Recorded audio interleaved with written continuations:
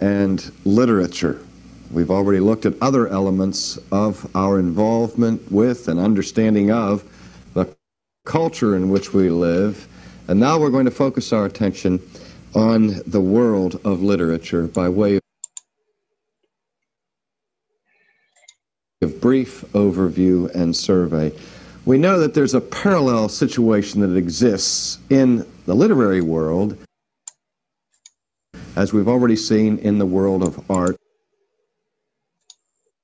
and would also be true of music. In times past, Christian intellectuals have, at certain periods of Western history, dominated the literary scene, even as was true in the case of art and music.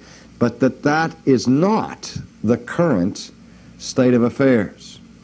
And it's difficult for us to understand completely why that is. But just as we saw in the case of art, there is a very negative attitude that exists in the Christian subculture toward the world of literature, a strong prejudice against our involvement in these arts, except in a very superficial way. But not only does literature suffer from a lack of appreciation among the Christian subculture, but it suffers generally in our culture. I heard the demographic reports from Harper & Row Publishing Company in San Francisco, where their studies indicated that in a given year, any 12-month span of time in the United States of America, only 4% of the population of America, apart from students who are required to buy books, but the working adult population, only 4% of the public walk into a bookstore and buy at least one book in the course of a year. When I heard that figure, I was absolutely amazed. I couldn't imagine that we were such a non-literary nation as we are. And that makes quite a good deal of pressure for the book salesman to cater to the tastes of that very small percentage of people who will spend money to buy books in the course of a year, which in turn produces a lower class of literature for general consumption. We hear the professors of literature, the teachers, bemoaning the fact that books that make the best-selling list are not usually the best in terms of sophisticated levels of literature that we are aware of. The really good writers are even known by less of the population and appreciated by less of the population than this 4%. Well, what is a writer? And I'm going to be concerned primarily here with the novelist rather than the poet or the short story writer, the newspaper journalist, and so on. A writer, I think, can be described as a verbal artist. The primary task of the novelist is to produce works that are concrete rather than abstract. Now, I've mentioned before that in the general drift of things in the intellectual world, we see that ideas do have an important impact upon events. The theoretical thought does impact strongly the practical behavioral patterns of people, the value systems, the life and worldview, the culture in which we live. And if we can look at how this goes historically, we see that at the top, in terms of abstraction, is the science of philosophy. But technical philosophy is written kind of in an esoteric language that only experts can understand. The general public does not feed upon the works of Immanuel Kant or Ludwig Wittgenstein, do they? The language and the jargon is so technical and so abstract in its content that usually when books are written by men in the field of technical philosophy, particularly in the realm of the creation of new concepts and new ideas, that the readership of these books is very small indeed. I talked to a scholar not too long ago who had published a book and was delighted that the book had sold 1,000 copies because they were sold flowing out of Cambridge and Oxford, and they had sold to the right 1,000 people in a very technical group of scholars. But the question we ask is, how do those very abstract ideas trickle down or filter down to the grassroots so that sooner or later the general public is being influenced by them? Well, usually we think that the normal pattern from concept to influence and shaping of the culture comes through an intermediate branch of communication, which is the novel, the novelist, the musician, and the artist. If you look at the history of art, the history of music, the history of literature, you will see that the individual histories of these particular disciplines tends to follow the movement in philosophy. The rational age in philosophy produced what in music and literature and art? The age of neoclassicism. And 19th century thought produced the age of romanticism. And we see this this kind of walking in tandem. We were just reading last night about Claude Debussy, the musician who wrote such famous works as Clair de Lune and the Afternoon of the Faun and that music. Are you familiar at all with his music? Have you noticed the different sound? Even today, his sound sounds progressive, doesn't it? But he did for music what Monet and Gauguin and Toulouse-Lautrec and Vincent and others did for art. He implemented the philosophy of Impressionism into the feeling, or the field, I should say, of music.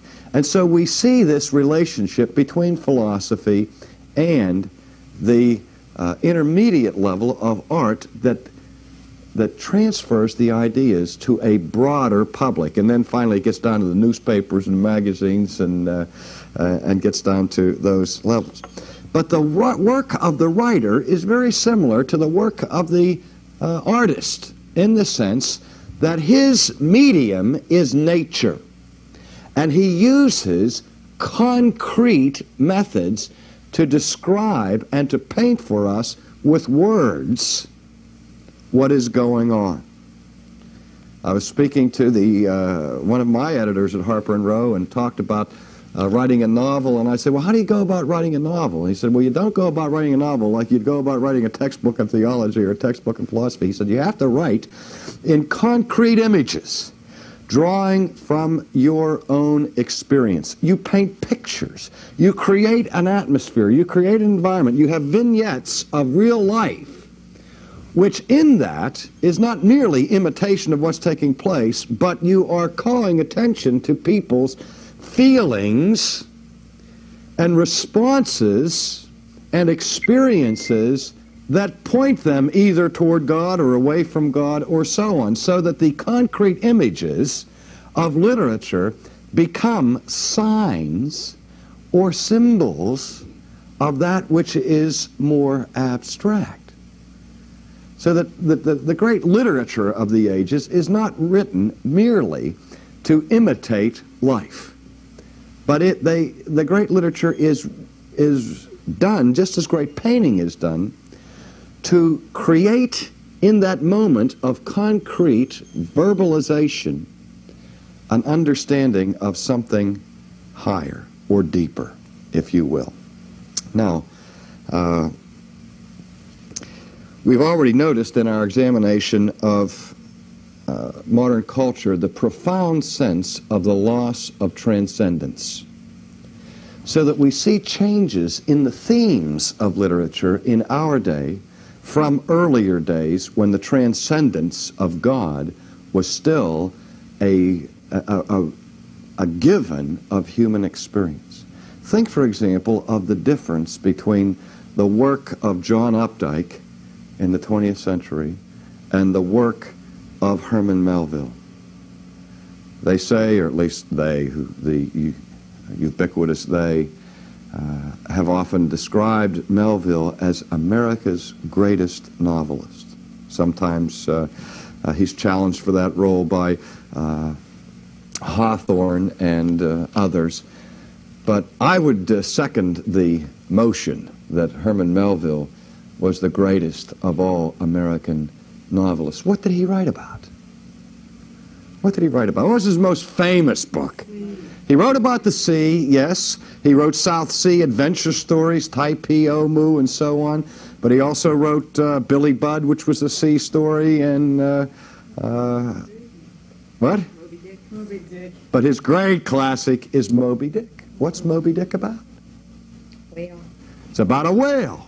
On the surface, Herman Melville has you learning all of the techniques for hunting the whale, how you chart the waters, how you get in there and use the proper ships and the proper strategy and the proper metal in your harpoons, and even goes through these laborious chapters to tell you how you melt down the whale blubber and make oil and all the rest. It drives you crazy, right? So it's a book about whales. It's not a book about whales. When Herman Melville wrote that book, he wrote a personal letter to Nathaniel Hawthorne in which he said, "I have written a wicked book." Okay? I have never in my life read a chapter more moving, more poignant, more insightful than the chapter found in Moby Dick entitled "The Whiteness of the Whale." If you want to see pure literature in its classical sense, go home and get out your old dusty copy of Moby Dick and read again that chapter on the whiteness of the whale and the symbolism of it. The whale is God. The whale who is elusive, the whale who is white, the color of which symbolizes both purity, and at the same time it's a symbol we use for that which is threatening and frightening and terrifying. And it's the story about a man who's a monomaniac, who will capture that whale, who will have revenge upon that whale, who will pursue that whale, if necessary, to the very depths of hell. Ahab, the madman, who has been injured by a previous encounter with Moby Dick, goes across land.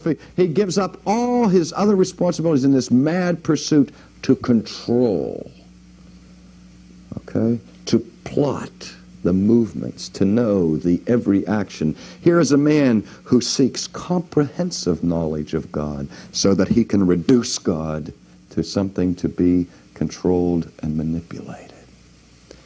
But again, that is one of the most metaphysical, transcendent novels that has ever been written. Well, does that mean that since we live in an age of the loss of transcendence, that nowadays religion is no longer a concern in the novel? It's an amazing thing, as secular as we are in our society, you cannot pick up a novel today at whatever intellectual level it's written without finding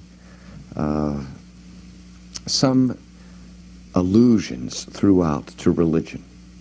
It seems as though novelists are preoccupied with the question of the existence of God. But the attitudes are different. The assumptions are different. The feelings are different. So often what you find in contemporary literature is a sense of the absence of God. A feeling, kind of a haunting feeling of loneliness.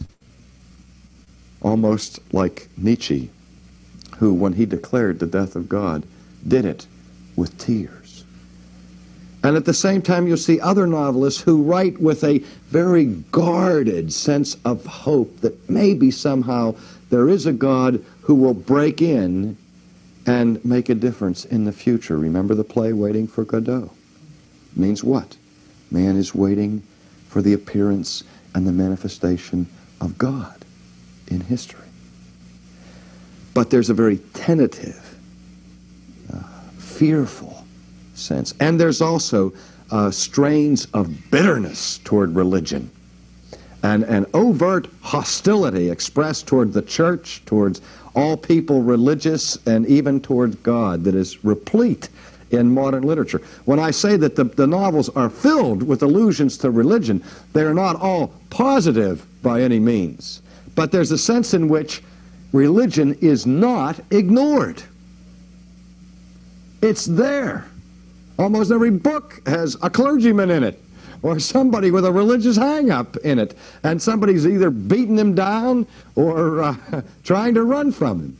It's pervasive. There's a sense in which it shows, the modern novel shows what Calvin declared centuries ago, that man is incurably homo religiosus, man the religious one, the one who's writing from the perspective of religious concern. But the assumptions, as I said, are completely different.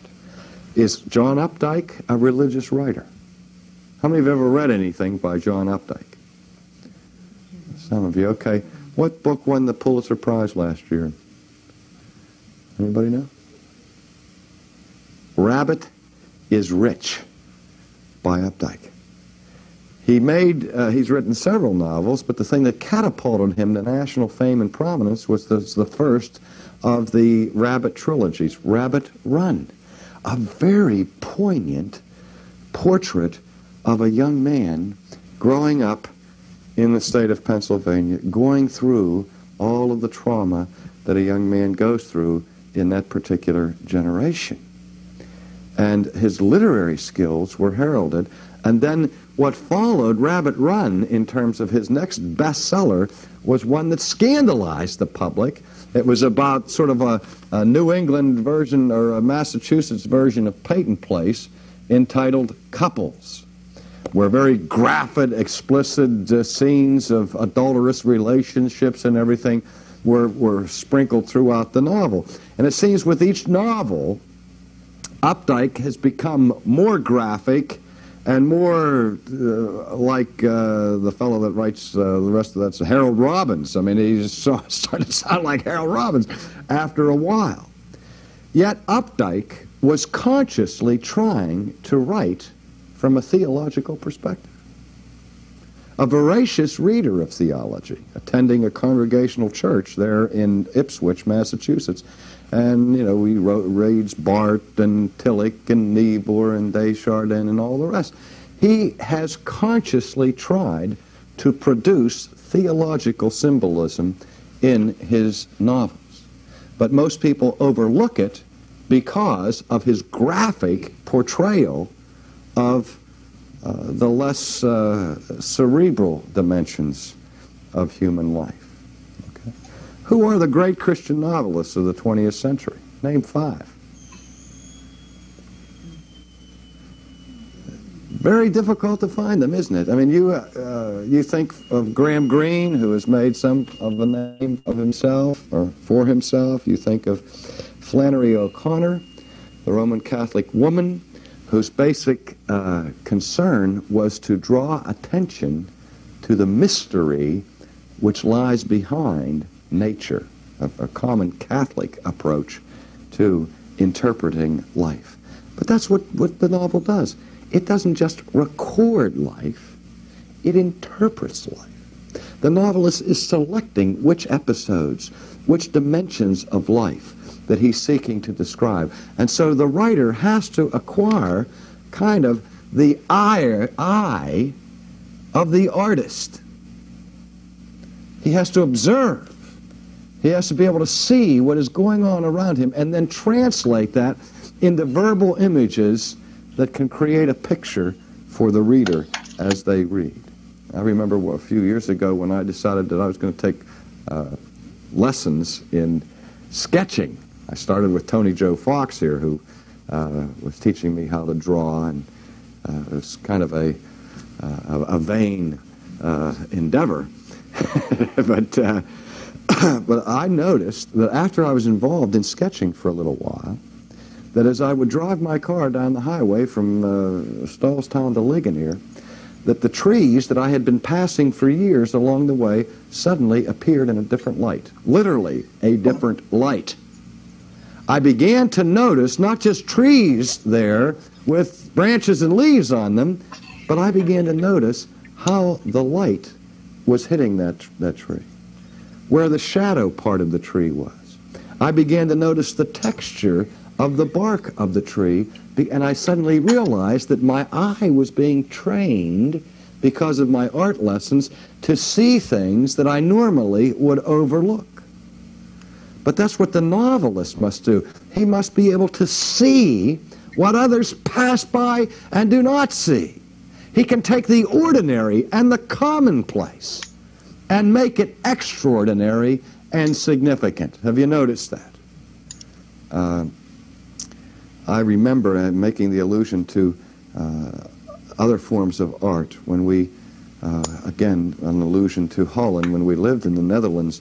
At one point, they had a special exhibit, not in the Rijksmuseum that is more famous, but in the Stedelijk Museum of Amsterdam, on the works of Vincent van Gogh, or normally known as Van Gogh. And this particular exhibit featured the very, very early sketches, charcoal sketches, of Van Gogh. And if you remember the story of Van Gogh, you remember that he started out as what? Do you know? He started out as a seminary student, training for the ministry. And as part of his internship training, he was sent during the summers to minister to the poverty-stricken coal miners in Belgium, the Flemish miners. And it was there that he first began to manifest his deep psychological problems of depression and so on, you know, that led to when he cut off his ear and ended up in a sanitarium and all that. But the earliest part of his work was while he was more or less sketching what he saw in the lives of these miners who worked in abject poverty without the benefit of modern conveniences, which are still not all that convenient, in the work of coal mining. And I remember walking in there and seeing all these pictures of shoes. Did you ever see his charcoal pictures of shoes?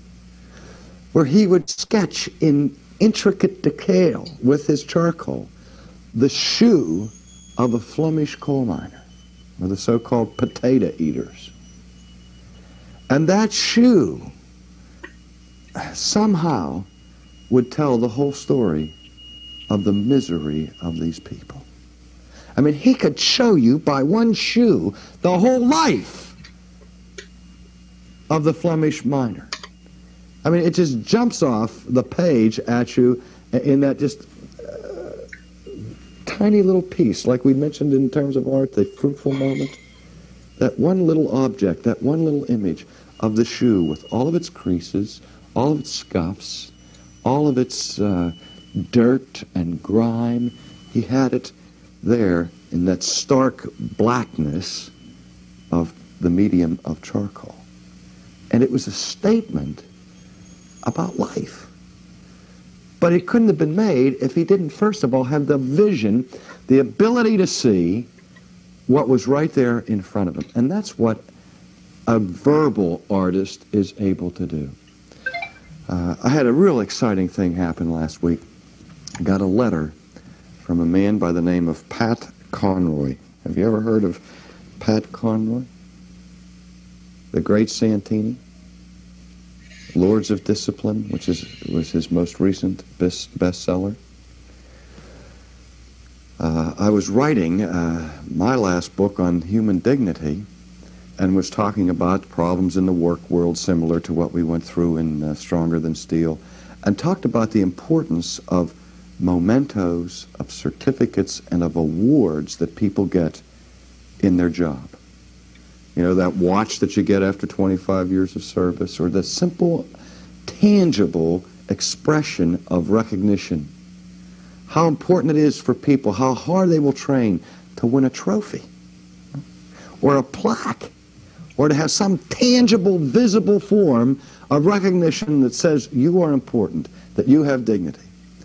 And as I was writing that, at the same time, in my leisure, I was reading Conroy's book entitled Lords of Discipline, which was a study, basically, of life in a military academy based on the Citadel. And all of the anguish and struggle and sacrifice that the young cadets go through to be able to survive, to make it to the day of graduation and join, like what West Point would be, the long gray line. And all of the tradition and the symbolism that goes with the ceremonies and so on. And when the person finally makes it through that 4-year endurance race and graduates and joins the ranks of those who have made it, he is given his most treasured reward, which is his class ring. Now, the class ring is nice in most places, but the ring at the Citadel or at this military academy was everything. I mean, guys would die to be able to join the Order of the Ring. Well, when I read in Conroy this passage where he went on for paragraphs about the significance of the ring, it was the closest thing I found to the chapter on the whiteness of the whale that I had read in Melville. It was magnificent. So I had a friend by the name of Charles Turner who was writing a novel, an Episcopalian gentleman in Memphis who was writing a novel that was to be published, and we were exchanging correspondence on it. And as we exchanged correspondence, I mentioned to him in a letter about Conroy's profound use of language and ability to create verbal images, and I commended the reading of Conroy to Mr. Turner. Mr. Turner in turn wrote back, and we exchanged all these letters, and they were interesting. So what I did with, and I only have 1 minute left to tell this story, I sent copies of the correspondence to Conroy and thanked him for his book. And so he had a chance to eavesdrop on 2 other writers who were talking about him behind his back. Well, I never expected to hear from him. A man that writes best-selling novels, you figure he gets all kinds of fan mail.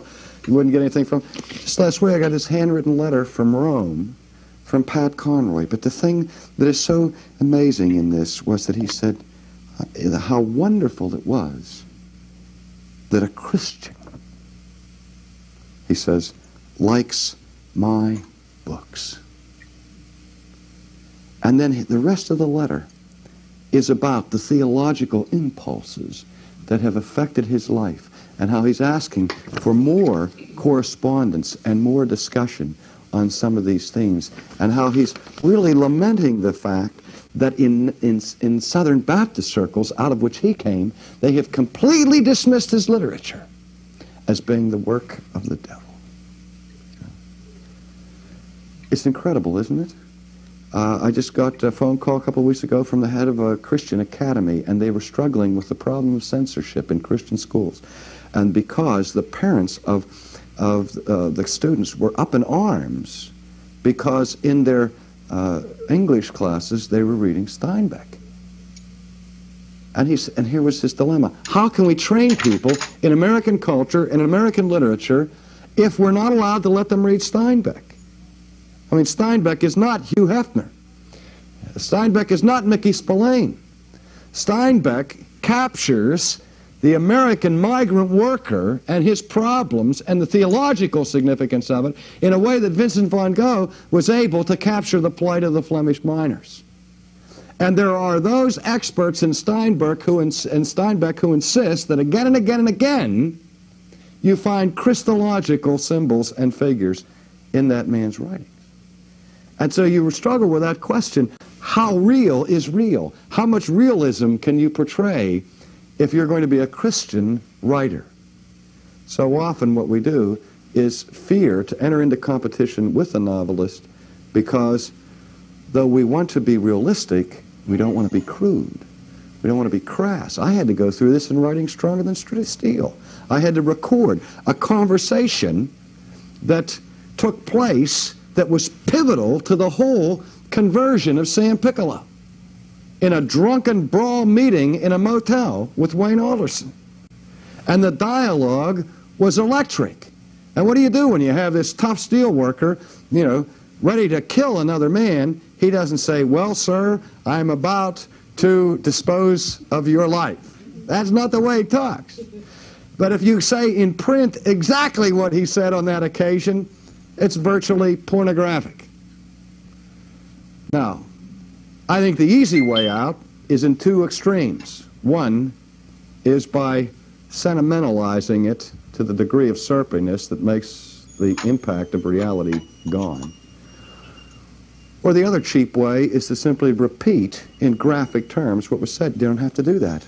A guy who knows literature can communicate what was said with the same force, with the same power, but with a rich use of language like a Melville was able to do. Well, my time is up, and I just say to you, please don't join the legions of those who ignore the literature of your day and help to support Christians who will make a serious contribution at this level of communication and influence of the culture.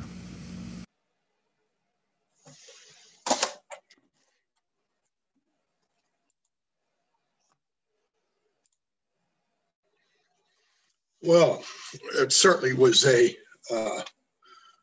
interesting video presentation on literature and how it is impacted. And I think R.C. raises a very important point in that we need to be really raising up people that can be good writers, good folks that are involved in not just literature but art and and music, so that what they do reflects a biblical worldview and yet is able to really tell a true story.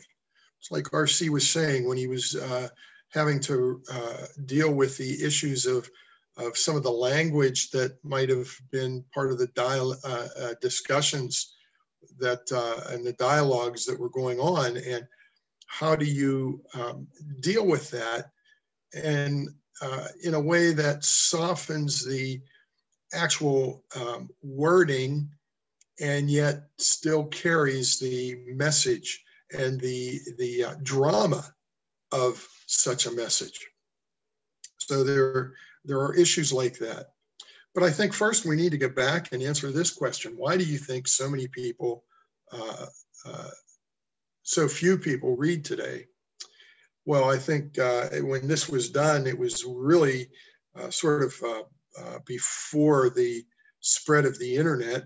I think maybe there could be more people read today. They might not buy books in the store, but there are people that are buying books online. There are people that download books onto their mobile devices, their computers. I know I do, and read the books from there. It makes gathering information easier. So maybe that's the issue. We do need to have people reading. And I think it starts from the very beginning of a person's life, to have the parents read to that child. And in that way, they develop a sense of the importance of reading, and they develop a love for reading. So it's important to read to your children as they grow up. And of course, you can answer this question, and if you have any comments, you can certainly send them to me, and I can share them with the others that have been in the class. How are the attitudes of today's writers toward God different than writers of previous ages? Well, again, I think that as we have come into the world that we're in today, the attitudes of writers toward God are starting to miss the point. They're not writing from a theological perspective. Oftentimes they write as if God doesn't even exist, or they write that in a way that makes him appear to just be a figment of somebody's imagination. This certainly was not the case in earlier literature, in earlier times of literature. The aspect of a God was in a lot of the writing. There was just a sense that there was a greater being than what we are. Oftentimes there was a real understanding of the depravity of man, that the writers would show that the way that they brought out their characters, that the characters were showing a theological position.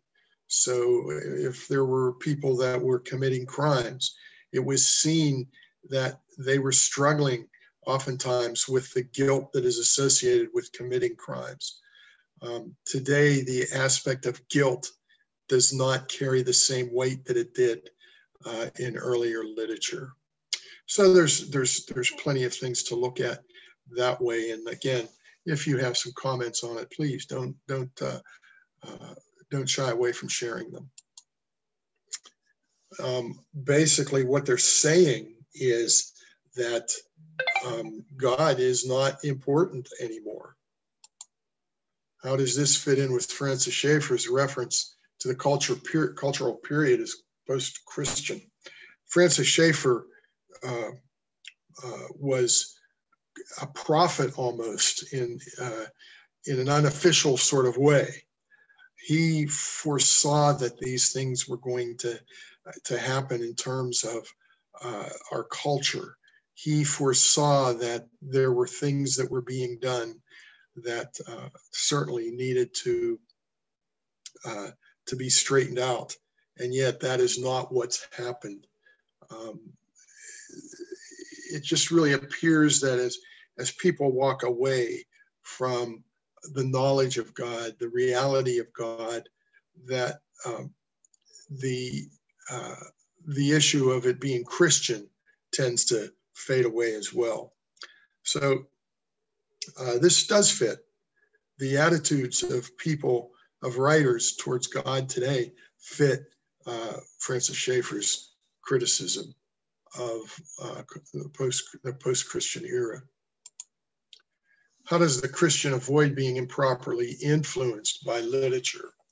One of the things that we have to guard against, and when I taught literature in high school, it was interesting. When I read literature in college, we didn't, unless somebody was specifically geared as a religious writer, we did not really discuss the theology of what was behind what they were writing. So it was only when we looked at certain people that we would analyze it and critique it from a perspective that included a Christian perspective. So today, people need to avoid being improperly influenced by literature.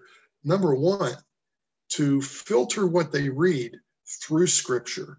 Take what you're reading, look at it from a biblical perspective and say, aha, this is what is either right or wrong about this literature. And that way we can avoid being influenced by it in a negative way.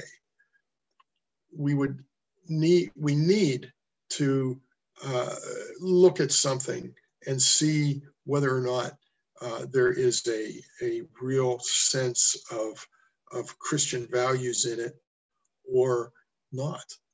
And if there are Christian values, we need to recognize that and probably honor it. And if there are not Christian values, we need to recognize that and really need to deal with it in a proper way and point out why it's not Christian. Don't just sit back and say, oh, that's terrible, but point out the reason why it's a bad influence on us. According to the statistic given in the lecture, apart from students, what percentage of adults in the United States are reported to have purchased a book in a bookstore in a given year. This is an amazing statistic, and here it comes. 4% of the people have purchased a book in a bookstore in a given year. Now, again, this series is 20 years old or so, and the ability to be able to purchase things on the internet certainly has made a difference in that. And a lot of people will not be going into bookstores because they can get it on their Kindle or download it to their mobile device and use the various readers to be able to read their books. Literature, like art and music, tends to go against the philosophies of the day. That's false. And one of the things that we find in the arts is the arts tend to reflect what the philosophies of the day are. So if you go back and you trace American literature, for example, from its inception to where there was clearly a biblical world and life view from the Puritan writers in the United States to the modern writers today, where a Christian worldview is almost non-existent, and everything in between, we will see that there are different schools of literature, and all of those were being influenced by the philosophies of the day, and the literature was able to get into people's hands and influence them. And that's when we go back and we think about the question earlier about how to avoid being influenced by basically secular literature. Great literature sheds light on higher concepts and truths. That's true. Great literature will shed light on higher concepts and truths. I can remember seeing the movie, The Poseidon Adventure, and I came out of that movie theater thinking that the man that was the hero in the movie that eventually died was a Christ figure. And here were all these people that were trying to do it on their own. They were rebelling against what he had to say. And he had the idea to lead them out of that boat and save their lives. So in a sense, he was a Christ figure. But those around me, and this was early in my college days, they didn't want to discuss it. They didn't want to see that. And so that is again, the idea that people weren't thinking in those terms. The novel doesn't just record life, it interprets life.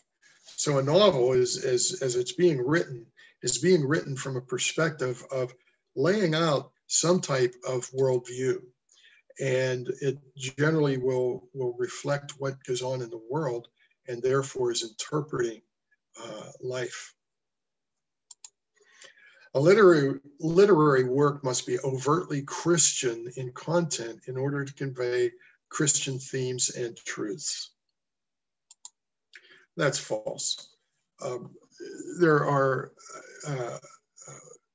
many times we will hear songs and we will view videos or movies or read literature that does have a Christian theme and offers Christian truths, but does not do it in strictly biblical terms. As I said, I was watching the movie, The Poseidon Adventure, that was about this shipwreck. It definitely had Christian themes to it. It had truth in it, although it wasn't biblically a biblical truth necessarily. It was a truth that had a Christian theme to it nonetheless. A man was willing to sacrifice himself for the lives of others. And of course, we don't have to search the scriptures very far to find a scripture that says that there's no greater love than a man give his life up for another. Well, that brings us to a conclusion of this series of that we've been involved in the last few weeks. And I hope that you have found it as enlightening as I have. I really enjoy these things. And I hope that anybody that watches this, even if you watch it on YouTube, will find that it's a challenge to think about our worldview in relationship to other worldviews, the philosophies, and then the arts. It certainly is something that we should consider very clearly whenever we are reading literature, not to shy away from things that we might find controversial, but to read that which is controversial and then determine why, and give guidance as to why it's controversial and why we should not be offended by it, but why we should understand what the problem with it is and be able to communicate that. That is a very important aspect of things. So as we go forward, I would like to do more of these. I'm going to have to take a break for a few weeks, as I'll be teaching a class on Thursday evenings for about 6 or 7 weeks, starting in 2 weeks. And I have another commitment on Thursday evening next week. There is a possibility we could move to another evening if that would suit you, any of you.